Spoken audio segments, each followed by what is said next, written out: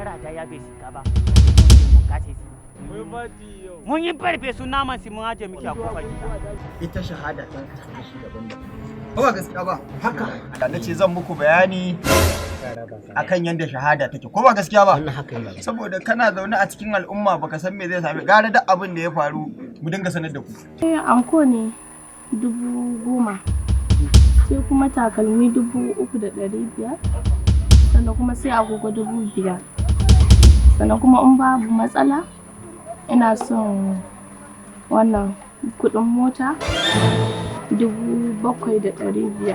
Daga lokacin da ya mace ta ce siya min waya ko yi min anko ko yi min kaza na yi agara ma wani irin layi ne wannan B&B Film Production ke gabatar muku da sabon shirin su mai suna Gudun Ceton.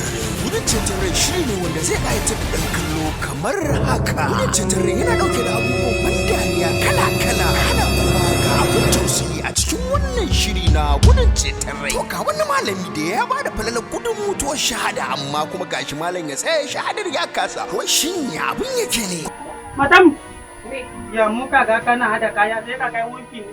Wurin mama na zan Wurin mamma ka da ka tafi. duka dudu idan duka dube ni shekaru na ba su kuke kana biyu ma tak da haihuwa ba kullun kare ki kuke akan ki ba abin da ba zan iya yi Allah ina da saboda tsabagen kaunar da nake yi Tun da kai ka tafi wurin mamanka, mu ma zai tafi wurin mamanmu. wurin mamanka to ita kuma irin yanzu a barta Shi ma ya tafi wurin mamansa. wurin mamanta Shi ma ya tafi wurin mamansa.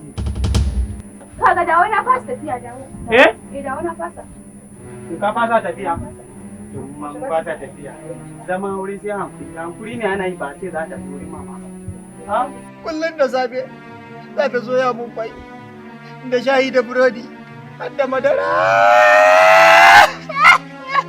me bikin san dai bayan da ce ba abin da zaka ce kudin tsalliti ne na sadakin kanin babarsa da za a aure to shine suke tara kudin shine ba ne ce in to da shi da ke kin san dai ba abin da zan koyi Ku biyo mu a cikin shirin don muka haya za ta kasance. Ba da labari da tsarawa daga Basir Producer Bipash Zango. Ba da umarnin wannan shirin Musa Ramos. Ɗaukar nauyin shirin B&B Film Production. Wannan shirin zai dinga zuwa muku ne a duk ranar Alhamis da misalin karfe 7 na dare. Wannan shirin zai dinga zuwa muku ne a YouTube channel namu mai suna Bipash Hausa TV.